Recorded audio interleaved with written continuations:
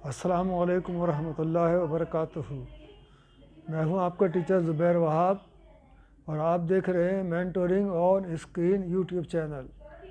آج ہم اسلامیات کی حدیث نمبر 20 کا مطالعہ کرتے ہیں، جس کا ترجمہ ہے ایمان کی 70 یا 60 سے کچھ زیادہ شاخیں ہیں، بس ان سب میں سے افضل شاخ لا الہ الا اللہ کہنا ہے، اور سب سے کمتر شاخ راستے سے تکلیف دہ چیز کا ہٹانا ہے، جبکہ حیا ایمان کی شاخ ہے۔ اس حدیث میں ایمان کے شعبوں اور شاخوں کی تعداد لا الہ الا اللہ، شرم و حیا اور راستے سے تکلیف دہ چیز کو ہٹانے کی فضیلت و اہمیت بیان کی گئی ہے۔ اسلام کی بنیادی اور ضروری باتوں پر پختہ یقین رکھنے اور اس عقیدے کو زبان سے اقرار کرنے کا نام ایمان ہے، یعنی زبان سے بھی اقرار کرے اور دل سے بھی اقرار کرے اور نیت بھی یہی رکھے۔ چنانچہ اس حدیث میں بتایا گیا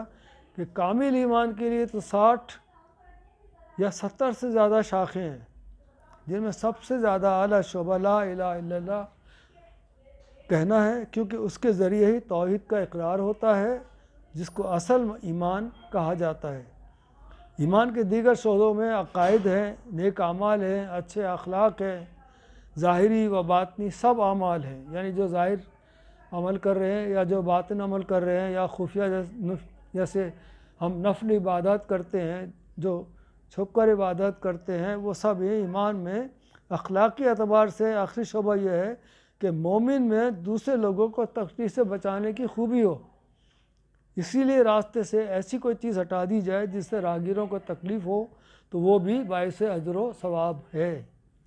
تو ایمان کی شاخوں میں ایک شاخ اور بھی ہے حیا، جو بھلائیوں کا سرچشمہ ہے، اور حیا انسان کی ایسی خوبی و خصلت ہے کہ جس کو انسان کو بد اخلاقی، بہت سی برائیوں اور گناہوں سے روکتی ہے۔ اگر اس میں حیا اور شرم ہوگی تو لازم بات ہے کہ وہ برے کام کرنے سے روکے گا۔ یہ صفت جس شخص کے اندر ہوئی کہ وہ برائی کے پاس بھی نہیں پھٹکے گا اور بھلائی کی طرف ہمیشہ مائل رہے گا۔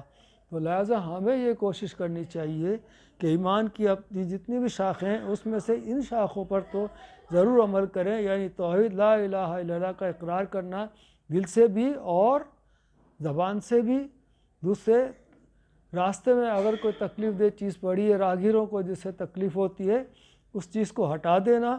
اور شرم و حیا تو ایک بنیادی باتوں میں سے ہے کہ اگر انسان کے اندر شرم و حیا ہوگی تو وہ برے کام سے رکے گا اور وہ کبھی برے کام نہیں کرے گا۔ اس ولاگ میں اتنا ہی، اگلی ولاگ کے لیے اجازت دیجیے۔ اللہ حافظ۔ السلام علیکم ورحمۃ اللہ وبرکاتہ۔